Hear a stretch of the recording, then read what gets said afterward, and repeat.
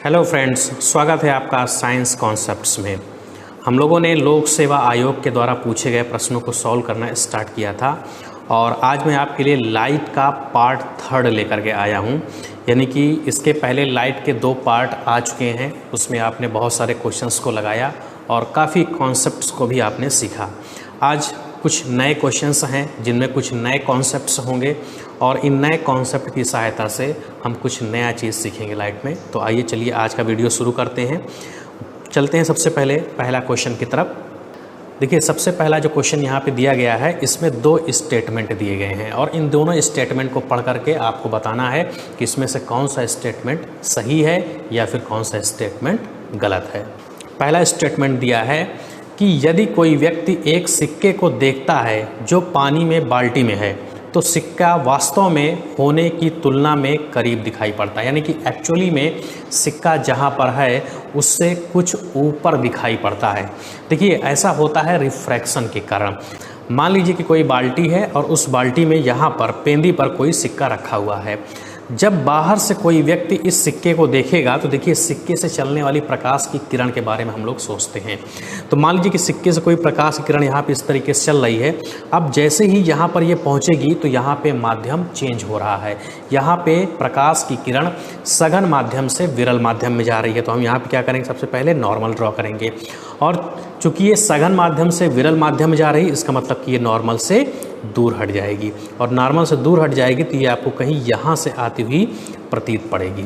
और यहाँ से कहीं आती प्रतीत होने के कारण जो है, यानी जो सिक्का यहाँ पे रखा हुआ है, पॉइंट O पे रखा हुआ है, वो आपको कहीं यहाँ पे पॉइंट O' पे आपको दिखाई पड़ेगा। यानी कि O पे रखा हुआ सिक्का आपको कहाँ पे दिखाई पड़ेगा, O' पे दिखाई पड़ेगा। अगर इसकी रियल डेप्थ यानी कि इसकी जो वास्तविक गहराई है, अगर इसकी वास्तविक गहराई को हम लोग T कहें तो इसकी जो आभासी गहराई है, यानी कि ऊपर से जो इसकी आभासी गहराई आपको प्रतीत होगी, ये आभासी गहराई T' बराबर में होता है T/μ। जहाँ पे म्यू क्या होता है, म्यू इस लिक्विड का बाहर का माध्यम के सापेक्ष अपवर्तनांक है। अगर ये लिक्विड वाटर है और बाहर हवा है तो आप कह सकते हैं कि म्यू क्या होगा, इस लिक्विड का यानी कि पानी का हवा के सापेक्ष यहाँ पर अपवर्तनांक होगा, जो कि कितना होता है, 4/3 होता है। इसका मतलब ये हुआ कि अगर ये एक्चुअल डेप्थ यदि 4 मीटर होगी तो ये T' कितना आ जाएगा, 4/3 और ये कितना आ जाएगा, 3 मीटर आ जाएगा। यानी कि 4 मीटर की गहराई पर रखा हुआ सिक्का आपको 3 मीटर की गहराई पर प्रतीत होगा। अब अगर यहाँ पे आपको O' यानी कि कितना ये ऊपर की तरफ सिक्का उठा हुआ दिखाई पड़ेगा, अगर ये आपको निकालना है तो आप क्या करेंगे, T में से T/μ को घटा देंगे। यानी कि यहाँ पर O' की वैल्यू कितनी हो जाएगी, T- में T/μ। तो आप लिख सकते हैं, तो यहाँ पे O' बराबर हो जाएगा T- में T/μ। तो पहला स्टेटमेंट दोस्तों पूरी तरीके से सही है। अब आइए बात करते हैं हम लोग दूसरे स्टेटमेंट के बारे में। दूसरा स्टेटमेंट दिया है कि यदि पानी के नीचे कोई व्यक्ति पानी की सतह के ऊपर एक सिक्के को देखता है तो उसका वास्तव में होने की तुलना में उच्च स्तर पर दिखाई देगा। यानी कि जहाँ पर सिक्का है या कोई भी वस्तु है वहाँ से होने की तुलना में उससे और ज़्यादा ऊंचाई पर वो दिखाई पड़ेगा। आइए इसको भी चेक कर लेते हैं। मान लीजिए कि कोई एक बर्तन है या कोई एक झील है, तालाब है, कुछ भी है और उसके अंदर ये जो पानी भरा हुआ है। अब मान लीजिए कि बाहर कोई वस्तु यहाँ पर रखी हुई है तो यहाँ से चलने वाली प्रकाश की किरणें के बारे में हम लोग सोचेंगे, क्योंकि इस बार कोई व्यक्ति पानी के अंदर है, वो बाहर की वस्तु को देख रहा है। तो इसका मतलब कि जिस वस्तु को वो देख रहा है वहाँ से चलने वाली प्रकाश की किरण के बारे में हमको सोचना पड़ेगा। तो यहाँ से जो प्रकाश की किरण चल रही है, जैसे ही इस पॉइंट पे पहुँचेगी तो फिर से यहाँ पे माध्यम चेंज हो रहा है और यहाँ पे क्या होगा, अपवर्तन होगा। तो आप क्या करें यहाँ पर, तो यहाँ पे आप क्या करें, एक नॉर्मल ड्रॉ कर लें। अब नॉर्मल ड्रॉ करने के बाद देखिए, चूंकि ये सघन माध्यम में जा रहा है, इसका मतलब कि ये प्रकाश की किरण क्या होगी, अंदर की तरफ झुक जाएगी। अंदर की तरफ मतलब नॉर्मल की तरफ झुक जाएगी। अब इस प्रकाश की किरण को यदि हम पीछे बढ़ाएंगे तो ये प्रकाश की किरण कहीं यहाँ से आती हुई प्रतीत होगी, यानी कि O' से। तो एक्चुअली में कहाँ पे थी, O पे, लेकिन कहाँ से आती हुई प्रतीत हो रही है, O' से आती हुई प्रतीत हो रही है। तो यहाँ पे आप देखिए कि जितनी ऊंचाई पर ये वस्तु है उतनी ऊंचाई पर ना दिख करके ये उससे ज़्यादा ऊंचाई पर प्रतीत हो रही है। ठीक है। तो इस तरीके से स्टेटमेंट 1 और स्टेटमेंट 2 दोनों ही सही हैं। तो यहाँ पे इसका जो सही आंसर होना चाहिए वो सही आंसर यहाँ पे होना चाहिए ए, यानी कि 1 एंड 2 बोथ आर करेक्ट। तो इसका सही आंसर हो जाएगा दोस्तों 1 एंड 2, यानी कि ऑप्शन नंबर ए। अब आइए दोस्तों हम लोग देखते हैं अगला क्वेश्चन। अगला क्वेश्चन कह रहा है कि कोई एयर का बबल है। एयर का बबल मैंने आपको पहले बताया था, जब मैं आपको सरफेस टेंशन के बारे में पढ़ा रहा था, वहाँ पर मैंने बताया था कि एयर बबल का मतलब क्या है कि पानी के अंदर कोई एयर का बबल है, यानी कि अंदर एयर है और बाहर की तरफ क्या है, पानी है। तो इसे हम लोग क्या कहते हैं, एयर बबल। अब ये कह रहे हैं कि एयर बबल जो होता है ये किस तरीके से बिहेव करता है। कॉन्वेक्स मिरर की तरीके से बिहेव करेगा कि ये लेंस की तरीके से बिहेव करेगा, यानी कि कॉन्वेक्स लेंस की तरीके से, या फिर कॉनकेव मिरर की तरीके से, या फिर कॉन्वेक्स मिरर की तरीके से।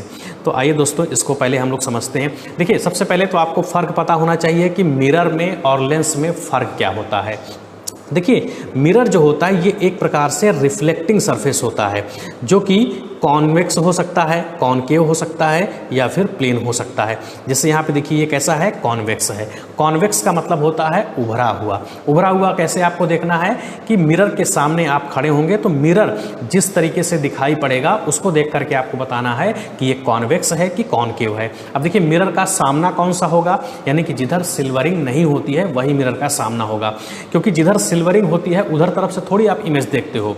इमेज किधर से आप देखते हो, या कह लो कि वस्तु को किस तरफ हम लोग रखते हैं, जिस तरफ सिल्वरिंग नहीं होती है। तो जैसे इसमें देखिए पीछे की तरफ सिल्वरिंग हुई है तो आगे से हम लोग वस्तु को देखेंगे तो फ्रंट से देखने पर ये कैसा दिखाई पड़ रहा है, उभरा हुआ दिखाई पड़ रहा है। तो ये कैसा हो जाएगा, कॉन्वेक्स हो जाएगा। और कॉन्वेक्स की फोकस दूरी कैसी होती है, पॉजिटिव होती है।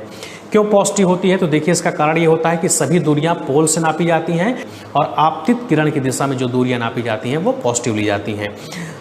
इसी तरीके से देखिए यहाँ पर ये वाला मिरर अगर आप देखें तो ये कैसा होता है, कॉनकेव होता है, क्योंकि ये सामने से देखने पर अंदर की तरफ धंसा हुआ या घुसा हुआ दिखाई पड़ता है। तो ये कैसा हो गया, कॉनकेव मिरर हो गया। इसकी फोकस लेंथ कहती होती है नेगेटिव होती है। अब बात करते हैं तीसरे वाली मिरर की। तो ये तीसरा वाला मिरर कैसा होता है, ये बिल्कुल प्लेन होता है। देखिए मिरर का काम ये होता है कि कोई भी प्रकाश की किरण जब मिरर पे यानी कि दर्पण पे आपतित होती है तो ये वापस उसको उसी माध्यम में लौटा देता है। तो इस तरीके से दर्पण क्या करता है, रिफ्लेक्शन का काम करता है। लेकिन देखिए यहाँ पर जो एयर बबल लिया गया है, यहाँ पर रिफ्लेक्शन की कोई बात नहीं हो रही है। यहाँ पे क्या हो रहा है, मीडियम चेंज हो रहा है। यहाँ पे कोई प्रकाश की किरण जो होगी वो पानी से हवा में जाएगी, या अगर अंदर से बाहर की तरफ आ रही है तो हवा से कहाँ पे आएगी, पानी में आएगी। तो लेंस की अगर हम लोग बात करें तो लेंस एक प्रकार का माध्यम होता है जो कि दो सरफेस से घिरा होता है। अब ये दोनों सरफेस का नेचर कैसा हो सकता है कि दोनों सरफेस कैसा हो, कॉन्वेक्स टाइप का हो सकता है कि दोनों सरफेस कैसा हो, कॉनकेव टाइप का हो, यानी कि कुछ इस तरीके से हो। तो दोनों सरफेस इसका कॉनकेव भी हो सकता है, दोनों सरफेस इसका कॉन्वेक्स भी होता है। अगर कॉन्वेक्स होगा तो इसको हम लोग क्या बोलते हैं, बाई कॉन्वेक्स लेंस बोलते हैं, और अगर इस तरीके से होता है तो इसे हम लोग क्या बोलते हैं, बाई कॉनकेव लेंस बोलते हैं। या फिर ऐसे भी हो सकता है कि एक सरफेस प्लेन हो और दूसरा सरफेस कॉन्वेक्स हो, तो इसको क्या कहते हैं, प्लेनो कॉन्वेक्स लेंस। या फिर ऐसे भी हो सकता है कि एक सरफेस प्लेन हो और दूसरा सरफेस कैसा हो, कॉनकेव हो, तो इसको क्या बोलेंगे, प्लेनो कॉनकेव लेंस बोलेंगे। तो इस तरीके से सरफेस के नेचर के आधार पे ये लेंस अलग अलग प्रकार के हो सकते हैं। तो हम लोगों ने अच्छी तरीके से समझ लिया कि मिरर क्या होता है, मिरर का क्या काम होता है, मिरर में प्रकाश की कौन सी घटना होती है, और लेंस क्या होता है, लेंस में प्रकाश की कौन सी घटना होती है। अब आइए दोस्तों बात करते हैं क्वेश्चंस की और देखते हैं कि क्वेश्चंस में क्या पूछा जा रहा है। क्वेश्चन में पूछा जा रहा है कि जो एयर बबल है ये किसकी तरीके से बिहेव करेगा। देखिए दोस्तों, मैं सिंपली आपको एक लेंस का फॉर्मूला बता रहा हूँ। देखिए लेंस में ये वाला जो सरफेस है, मान लीजिए इसकी रेडियस ऑफ कर्वेचर है R1, और दूसरा वाला जो सरफेस है इसकी रेडियस ऑफ कर्वेचर मान लीजिए कितना है, R2। रेडियस ऑफ कर्वेचर क्या होता है इसको भी आप समझ लीजिए। देखिए लेंस का ये जो एक सरफेस है, ये सरफेस कुछ इस तरीके से होता है जैसे कि ये किसी स्फीयर से कट करके निकाला गया हो, यानी कि ये वाला इतना जो पोर्शन है ये कुछ ऐसा प्रतीत होता है कि जैसे इस वाले पोर्शन को किसी बड़े से स्फीयर से या किसी भी स्फीयर से इसको काट करके निकाला गया हो। तो अगर ये किसी स्फीयर का पार्ट है, किसी स्फीयर से अगर इसको काट करके निकाला गया है तो इसका मतलब कि उस स्फीयर का कहीं ना कहीं सेंटर होगा, और अगर ये सेंटर होगा तो इसकी कुछ ना कुछ रेडियस होगी। यही रेडियस कहलाती है इसकी रेडियस ऑफ कर्वेचर। अब देखिए अगर ये कर्वेचर ज़्यादा होता मान लीजिए कि ये ज़्यादा मुड़ा होता तो सर्किल क्या हो जाता, छोटा हो जाता, और सर्किल छोटा हो जाता तो ये रेडियस क्या हो जाती, कम हो जाती। इसका मतलब ये है कि रेडियस ऑफ कर्वेचर जितनी कम होगी, कर्वेचर क्या होगा, उतना ही ज़्यादा होगा। कर्वेचर का मतलब कि उसमें झुकाव या उसमें जो मुड़ाव है वो उतना ही ज़्यादा होगा। तो इसको भी आप ध्यान रखेंगे कि जितना ज़्यादा ये सरफेस मुड़ा हुआ होगा उसकी रेडियस ऑफ कर्वेचर उतनी ही कम होगी। यानी कि रेडियस ऑफ कर्वेचर ये इन्वर्सली प्रोपोर्शनल है उसके सरफेस के झुकाव के या मुड़ाव के। ठीक है, अब देखिए यहाँ पे R1 और R2 दोनों ही सरफेस के आपको रेडियस ऑफ कर्वेचर यहाँ पर आपको दिए गए हैं।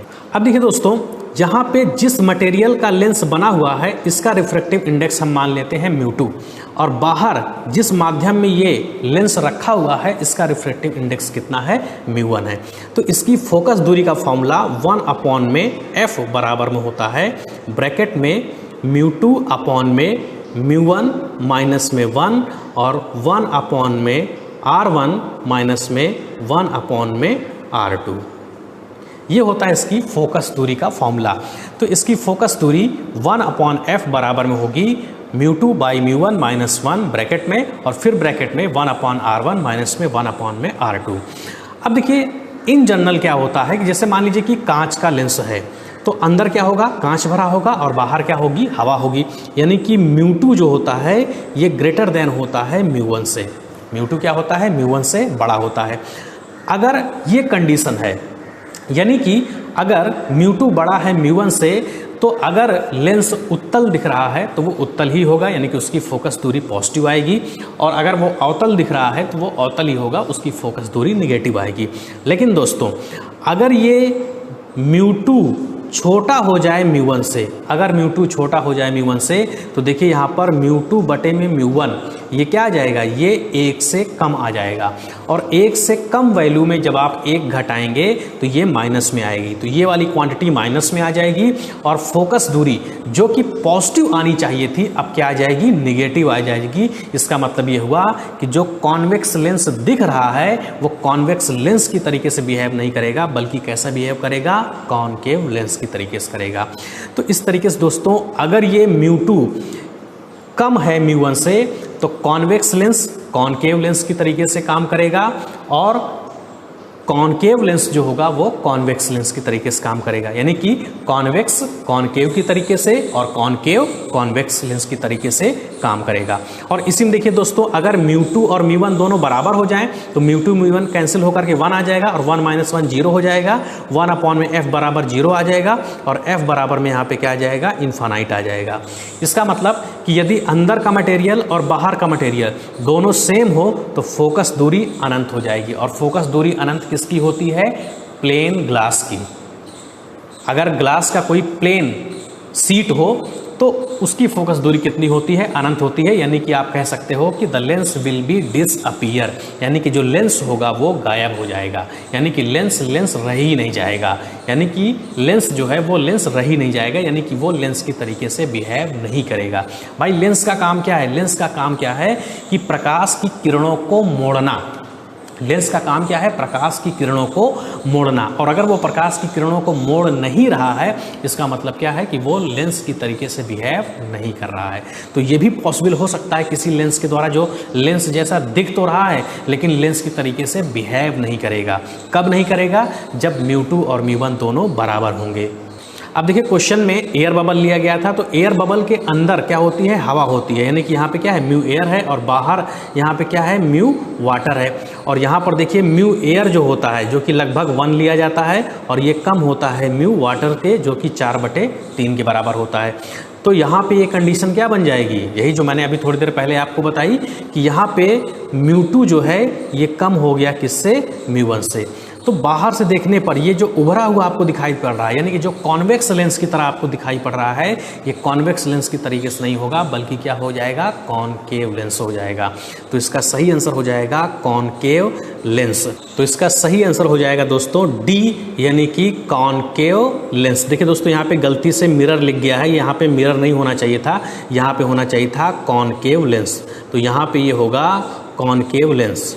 तो दोस्तों इसका सही आंसर होगा कॉनकेव लेंस। ऑप्शन डी को आप अपने से करेक्ट कर लीजिएगा, यहाँ पे मिरर की जगह पे लेंस लिख लीजिएगा, तो सही उत्तर इसका हो जाएगा कॉनकेव लेंस। अगला क्वेश्चन है दोस्तों कि किसी व्यक्ति को अपनी फुल इमेज देखने के लिए कम से कम मिरर की कितनी हाइट होनी चाहिए। यानी कि कोई व्यक्ति शीशे के सामने खड़ा होकर के वो अपनी इमेज को देखना चाहता है, तो कम से कम कितनी हाइट होनी चाहिए मिरर की, ये आपको इसमें बताना है। देखिए दोस्तों, वैसे तो आप इस क्वेश्चन का आंसर याद भी रख सकते हैं कि अगर किसी की हाइट h है तो h/2 यानी कि उसकी हाइट के आधे लंबाई के मिरर की ज़रूरत पड़ती है। बट मैं इसको थोड़ा सा एक्सप्लेन भी कर दे रहा हूँ कि ये किस तरीके से होता है। देखिए दोस्तों, ये कुछ इस तरीके से होता है। मान लीजिए कि इसके सामने कोई एक व्यक्ति खड़ा है। मान लीजिए कि कोई एक व्यक्ति है जो मिरर के सामने खड़ा हुआ है। अब देखिए इसकी आँख कहाँ पर है, यहाँ पर है, यहाँ पे इस पॉइंट पे इसकी आँख है। अब देखिए यदि ये व्यक्ति अपनी फुल साइज की इमेज को यहाँ पे देख पा रहा है, तो इसका मतलब कि इसके टॉप पॉइंट से, यानी कि यहाँ से जो प्रकाश की किरण चल रही है वो इसके आँखों पर पहुँच रही है। इसी तरीके से इसके पैरों से जो प्रकाश की किरण चल रही है ये भी परावर्तित होकर के इसके आँखों पर पहुँच रही है। मान लीजिए कि यहाँ पर ये पूरी दूरी कितनी है, x है। ये पूरी दूरी कितनी है दोस्तों, x है, और ये पूरी दूरी यहाँ पर कितनी है, y है। तो देखिए ये जो दो ट्रायंगल आपको मिल रहे हैं, ये दोनों ट्रायंगल कैसे होंगे, रिफ्लेक्शन में जो दोनों ट्रायंगल बनते हैं कैसे होते हैं, आइसोसेलेस होते हैं, यानी कि समबाहु त्रिभुज होंगे। यानी कि ये साइड बराबर होगी और ये साइड भी बराबर होगी। यहाँ पर देखिए ये साइड और ये साइड भी क्या हो जाएगी, यहाँ पर बराबर हो जाएगी। तो देखिए अगर ये x है तो ये दूरी इतनी कितनी हो जाएगी, x/2 हो जाएगी। ये दूरी कितनी हो जाएगी, x/2 हो जाएगी। और उसी तरीके से ये दूरी देखिए कितनी हो जाएगी, y/2 हो जाएगी। तो देखिए व्यक्ति की पूरी लंबाई कितनी है, x + y, जबकि मिरर की पूरी लंबाई कितनी है, x/2 + y/2, यानी कि x + y/2, यानी कि व्यक्ति की हाइट की आधी। तो सिंपली आप इसको याद भी रख सकते हैं कि अगर किसी व्यक्ति की ऊंचाई h है तो उसके आधे साइज के मिरर की जरूरत पड़ती है उसके फुल साइज की इमेज को देखने के लिए। तो इसका सही आंसर हो जाएगा बी, यानी कि व्यक्ति की ऊंचाई की आधी। अगला क्वेश्चन है दोस्तों कि which one of the following statement is not true for a person suffering for hypermetropia. देखिए हाइपरमेट्रोपिया हिंदी में इसको क्या बोलेंगे, दूर दृष्टि दोष। पहले तो आपको ये पता होना चाहिए कि निकट दृष्टि दोष क्या होता है और दूर दृष्टि दोष क्या होता है। देखिए दोस्तों, दूर दृष्टि दोष में क्या होता है कि मान लीजिए कि ये आई है, आँख है, ठीक है। आँख के सामने जो इसका फूला हुआ भाग होता है इसे हम लोग क्या कहते हैं, कॉर्निया कहते हैं। और इसके ठीक पीछे होता है आइरिस। इसके ठीक पीछे क्या होता है, आइरिस। और ये होता है आइरिस में एक छिद्र जिसकी सहायता से लाइट अंदर इंटर करती है। इस छिद्र को हम लोग क्या बोलते हैं, प्यूपिल बोलते हैं। इसे हम लोग क्या बोलते हैं, प्यूपिल बोलते हैं। और ये होती है आइरिस, जो कि एक तरीके से पर्दे का काम करती है, ठीक है। जैसे कि कमरे में पर्दा लगाया जाता है और पर्दे को हम लोग कैसे इस्तेमाल करते हैं, जब लाइट ज़्यादा होती है तो पर्दा हम लोग थोड़ा सा बंद कर देते हैं और जब लाइट कम होती है तो पर्दे को खोल देते हैं। तो सेम उसी तरीके से आइरिस भी काम करती है। जब दिन के समय प्रकाश ज़्यादा होता है तो प्यूपिल की साइज छोटी हो जाती है, यानी कि आइरिस की मांसपेशियाँ ये जो है कुछ इस तरीके से एडजस्ट होती हैं कि ताकि ये छेद क्या हो जाए, छोटा हो जाए।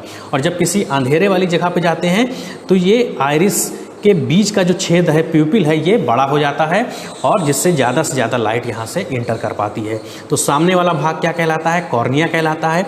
इसके बाद हमने क्या देखा, आइरिस देखा। और आइरिस के बीच में ये जो छेद आपको दिखाई पड़ रहा है इसे हम लोग क्या कहते हैं, प्यूपिल कहते हैं। अब इसके ठीक पीछे होता है लेंस। इसके ठीक पीछे क्या होता है, लेंस होता है। और ये लेंस जो होता है ये सीलियरी मांसपेशियों के द्वारा यहाँ पर लगा हुआ होता है। ये डायग्राम थोड़ा सा मैंने लेंस यहाँ पर पीछे बना दिया है, इतना पीछे नहीं होता है, ये थोड़ा सा और आगे ही होता है। मैंने समझाने के लिए इस तरीके से आपको बना दिया है। तो इसके बाद यहाँ पे क्या होता है, लेंस होता है। और लेंस के बाद अगर पीछे की तरफ बात करें तो देखिए इसमें एक लिक्विड भरा होता है और सबसे पीछे की तरफ यहाँ पर होती है रेटिना, जिस पे इमेज का फॉर्मेशन होता है। तो ये जो लेयर होती है यहाँ पर, ये क्या होती है, रेटिना होती है। और ये रेटिना जो होती है ये जैसे कैमरे में फिल्म लगी होती है जिसपे कि इमेज बनती है, उसी तरीके से आँखों की रेटिना होती है जिसपे इमेज बनती है। तो देखिए जो हाइपरमेट्रोपिया होता है, यानी कि जो दूर दृष्टि दोष का व्यक्ति होता है, उसमें जो इमेज बनती है वो रेटिना के कहीं पीछे बनती है।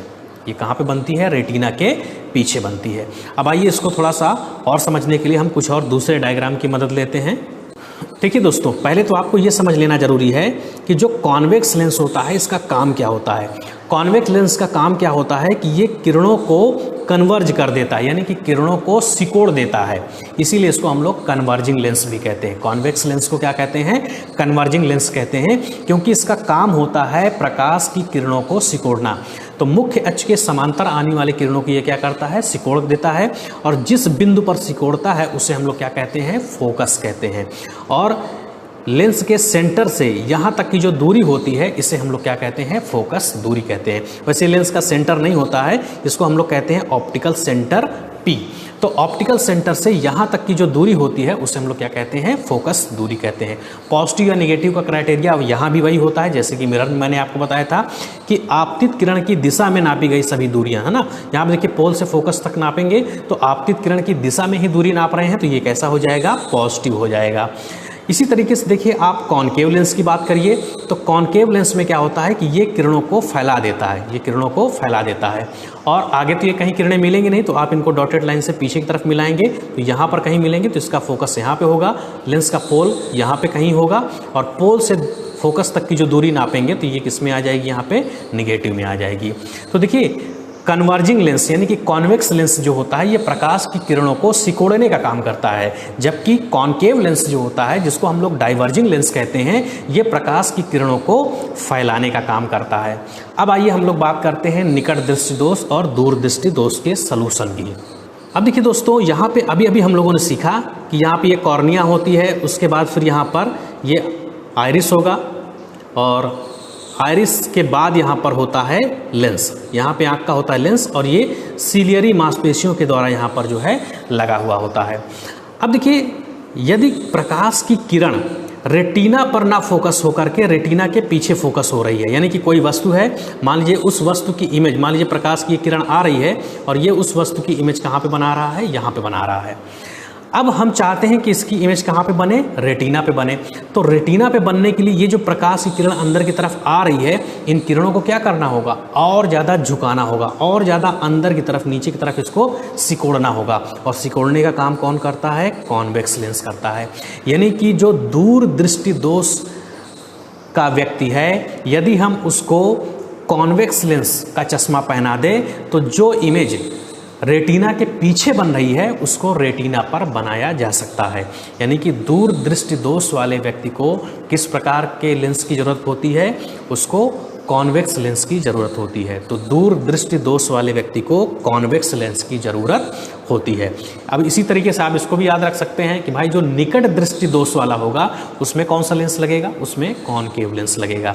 देखिए दोस्तों, दूर दृष्टि दोष में क्या होता है कि दूर का दिखाई पड़ता है लेकिन नज़दीक का नहीं दिखाई पड़ता है, तो इसे भी आप लोग ध्यान रखेंगे। दूर दृष्टि दोष यानी कि उसको दूर का दिखाई पड़ेगा लेकिन नज़दीक का नहीं दिखाई पड़ेगा।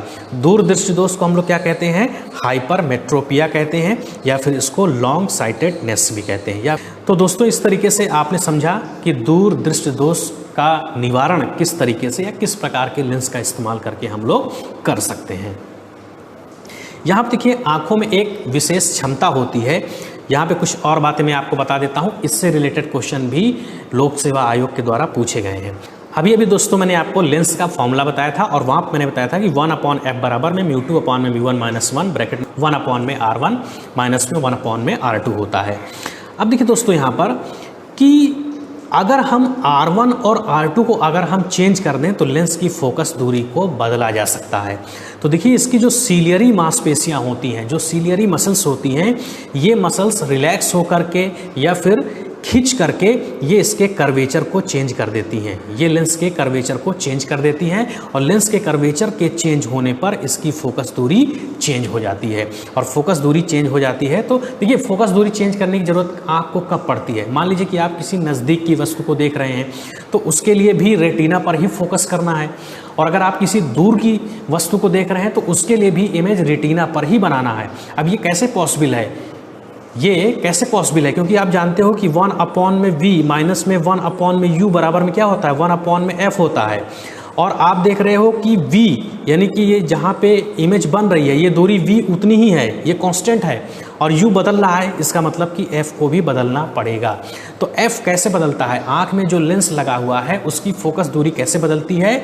आँख का जो लेंस है उसकी रेडियस ऑफ कर्वेचर को बदल करके। और रेडियस ऑफ कर्वेचर इसका कैसे बदलता है? सीलियरी मांसपेशियों के द्वारा। तो देखिए इसमें पूछा गया है कि हाइपरमेट्रोपिया में जो इमेज बनती है ये कहाँ पे बनती है? तो वस्तुओं की जो छवि बनती है ये रेटिना के पीछे केंद्रित होती है, यानी कि इसका सही आंसर हो जाएगा सी। अगला क्वेश्चन दोस्तों कि reading glasses are made from which type of lenses.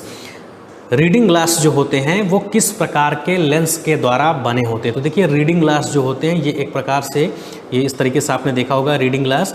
ये रीडिंग ग्लास जो होता है ये कौन सा लेंस होता है? ये कॉन्वेक्स लेंस होता है। आपने कई बार देखा होगा कि इस लेंस को यदि आप प्रकाश की किरणें जो कि समांतर होती हैं इसके सामने अगर आप रखेंगे तो प्रकाश की किरणों को ये क्या करेगा? कन्वर्ज करेगा। और जब एक जगह पे कन्वर्ज करेगा तो वहाँ पे बहुत ज़्यादा अमाउंट में वहाँ पे हीट जो है जनरेट होगी, और उस हीट के कारण यदि यहाँ पर कोई कागज़ का टुकड़ा वगैरह आप रख दें तो वो कागज़ का जो टुकड़ा होगा वो धीरे धीरे जलने लगता है। तो ये कौन सा लेंस होता है? ये कॉन्वेक्स लेंस होता है। तो इसका सही आंसर हो जाएगा बी, यानी कि कॉन्वेक्स। आँख में फोकस किसके द्वारा किया जाता है? मैंने अभी थोड़ी देर पहले आपको दोस्तों बताया कि आँख की रेटिना पर ही हमेशा जो है, यहाँ पे मान लीजिए लेंस है तो यहाँ पर आँख की रेटिना पर ही हर बार इमेज को बनना चाहिए, तभी आँख उसको देख पाती है। और देखिए आँख की रेटिना पर जो इमेज बनता है ये हमेशा वस्तु से छोटा बनता है।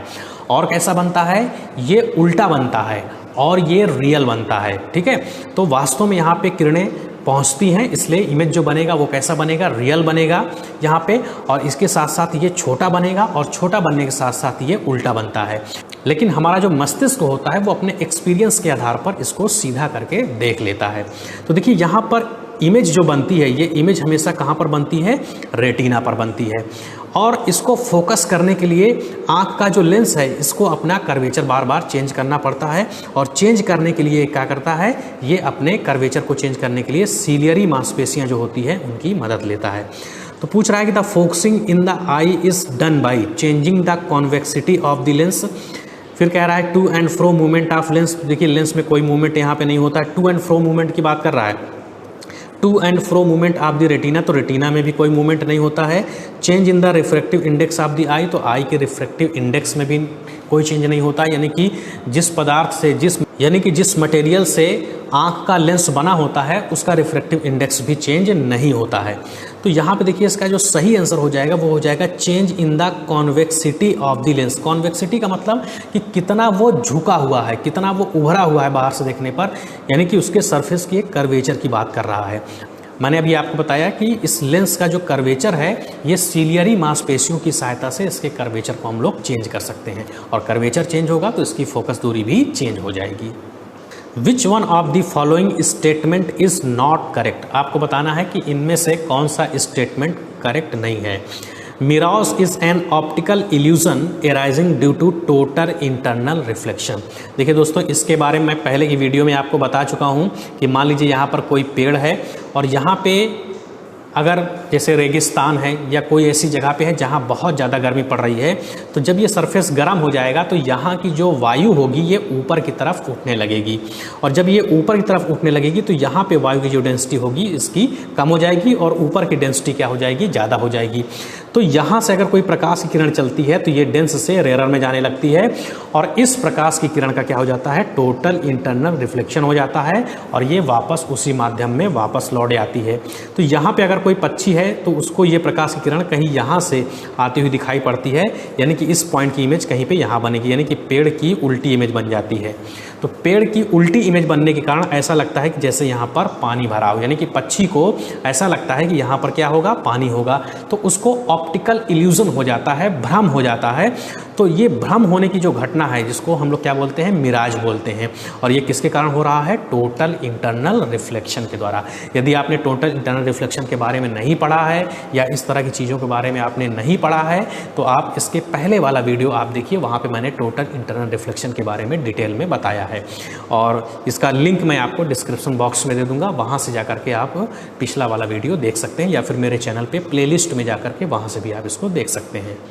अगला ऑप्शन इसमें दे रहा है कि concave mirror are used in search light. देखिए सर्च लाइट में कह रहा है कि कॉनकेव मिरर का यूज़ किया जाता है, तो ये भी देखिए सही है। सर्च लाइट यानी कि जो टॉर्च वगैरह होती है उसमें आप देखिए तो जो अंदर मिरर लगा होता है वो किस टाइप का होता है, कॉनकेव टाइप का होता है, तो ये भी सही है। देखिए दोस्तों यहाँ पे जो तीसरा ऑप्शन है, तीसरे ऑप्शन में लिखा हुआ है कि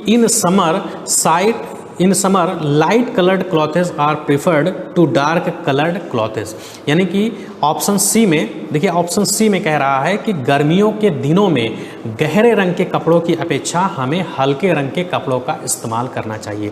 देखिए वाइट कलर का जो कपड़ा होता है यानी कि जो हल्के रंग के कपड़े होते हैं ये कम वेवलेंथ को एब्जॉर्ब करते हैं, या कह लीजिए कि जो सूर्य से जो रोशनी आती है जिसमें 7 कलर होते हैं, तो वाइट कलर दिखने का मतलब क्या है कि वो सभी कलर की रेडिएशन को रिफ्लेक्ट कर दे रहा है, तो इस वजह से उसमें आपको गर्मी कम लगेगी। ऑप्शन डी पे आते हैं। ऑप्शन डी कह रहा है कि convex mirror with a small aperture is used by doctor to examine ear nose throat of a patient. देखिए यहाँ पर इस्तेमाल होता है कॉनकेव मिरर का, ठीक है। मैंने कॉनकेव मिरर के बारे में आपको पिछले टर्न पे बताया था कि यदि कोई ऑब्जेक्ट पोल और फोकस के बीच में रखा हो तो इसकी जो इमेज बनती है, ये इमेज कैसे बनती है, देखिए पैरेलल जो चलने वाली किरणें हैं ये कहाँ से होके जाएंगी, फोकस से होके जाएंगी। तो इसको आप क्या करिए, फोकस से होकर के जाएगी ये। देखिए पैरेलल चलने वाली जो किरणें हैं वो कहाँ से होके जाएंगी, फोकस से, और यहाँ पे कहीं इसका सी होगा तो सी की तरफ से आने वाली किरणें ये क्या हो जाती हैं, वापस लौट आती हैं। यानी कि अगर आप इसको पीछे बढ़ाएंगे तो ये यहाँ कहीं पे जो है इंटरसेक्ट करेगी। तो इसकी जो इमेज बनेगी वो कैसे बनेगी, वर्चुअल बनेगी और सीधी बनेगी और बड़ी बनेगी। तो इसीलिए इसका इस्तेमाल जो है यहाँ पे डॉक्टर के द्वारा किया जाता है। तो यहाँ पे किस तरीके के इसका उपयोग किया जाता है मिरर का, कॉनकेव मिरर का, जबकि यहाँ पे कैसा दिया है, कॉन्वेक्स का। तो यही ऑप्शन गलत है और आपसे पूछा है कि कौन सा स्टेटमेंट सही नहीं है, यानी कि सही आंसर आपके लिए क्या हो जाएगा, ऑप्शन डी। अगला क्वेश्चन है कि the change of the focal length of the eye lens is caused by action of the, यानी कि आंखों की जो लेंस है इसकी फोकस दूरी कैसे चेंज होती है। तो अभी मैंने आपको बताया था कि ये सीलियरी मांसपेशियों की सहायता से इसको चेंज किया जाता है। अगला क्वेश्चन है कि retina of the eye is comparable to which following part of the traditional camera. देखिए रेटिना पे क्या बनता है, किसी भी वस्तु की इमेज बनती है रेटिना पे। अब जो हम लोग कैमरा यूज़ करते हैं तो उस कैमरे में जो फिल्म इस्तेमाल होती है उस फिल्म पर इमेज बनती है। तो यानी कि आँख की जो रेटिना है वो कैमरे के किसके इक्विवेलेंट हो जाएगी, फिल्म के इक्विवेलेंट हो जाएगी। तो इसका सही आंसर हो जाएगा ऑप्शन नंबर ए। अगला क्वेश्चन है कि the colour of an opaque object is due to. देखिए ओपेक ऑब्जेक्ट क्या होता है, ट्रांसपेरेंट क्या होता है और ट्रांसल्यूसेंट क्या होता है, ये आपको पता होगा। ओपेक क्या होता है, जो किसी भी प्रकार की प्रकाश की किरण को अपने पार ना जाने दे, उसे हम लोग क्या कहते हैं, ओपेक ऑब्जेक्ट। मान लीजिए कोई ऑब्जेक्ट है और कोई भी प्रकाश की किरण इसके आर पार नहीं जा सकती, तो हम लोग इसे क्या कहते हैं, ओपेक ऑब्जेक्ट कहते हैं। अब कह रहा है कि ओपेक ऑब्जेक्ट का जो कलर होता है वो किसके कारण होता है। देखिए किसी भी वस्तु पर जब कोई लाइट पड़ती है तो ये जिस कलर को रिफ्लेक्ट करता है उसी कलर का ये दिखाई पड़ता है। तो देखिए ओपेक ऑब्जेक्ट किस कलर का आपको दिखाई पड़ेगा, जिस कलर की लाइट को वो रिफ्लेक्ट करेगा। तो जिस कलर की लाइट को वो रिफ्लेक्ट करेगा उसी कलर का वो आपको दिखाई पड़ेगा। तो इसका सही आंसर क्या हो जाएगा, सी यानी कि रिफ्लेक्ट। अगला क्वेश्चन है कि the colour in A colour television is produced by. ये कौन कौन से कलर के द्वारा कलर टेलीविज़न में कलर प्रोड्यूस होते हैं, इन कलर के नाम पूछ रहा है। तो देखिए दोस्तों कलर टेलीविज़न में बेसिकली 3 कलर होते हैं और यही तीनों कलर मिल करके सभी कलर को प्रोड्यूस करते हैं। और ये 3 कलर कौन कौन से होते हैं, तो इसे आप याद रख लीजिएगा, G, R और P, यानी कि ग्रीन, रेड और ब्लू। ये 3 कलर होते हैं, यही तीनों कलर आपस में मिक्स होकर के डिफरेंट कलर को प्रोड्यूस करते हैं। तो इसका सही ऑप्शन हो जाएगा ग्रीन, रेड, ब्लू, यानी कि ये ऑप्शन नंबर बी हो जाएगा। तो सही आंसर इसका क्या हो जाएगा, ऑप्शन नंबर बी। तो आज के लिए दोस्तों इतना ही। वीडियो आपको कैसा लगा कमेंट करके ज़रूर बताइएगा, और वीडियो यदि आपको पसंद आ रहा हो तो वीडियो को लाइक करिए, इसको अपने दोस्तों के साथ शेयर करिए, और यदि चैनल को अभी तक सब्सक्राइब नहीं किया है तो चैनल को सब्सक्राइब कर लीजिए। Thank you friends.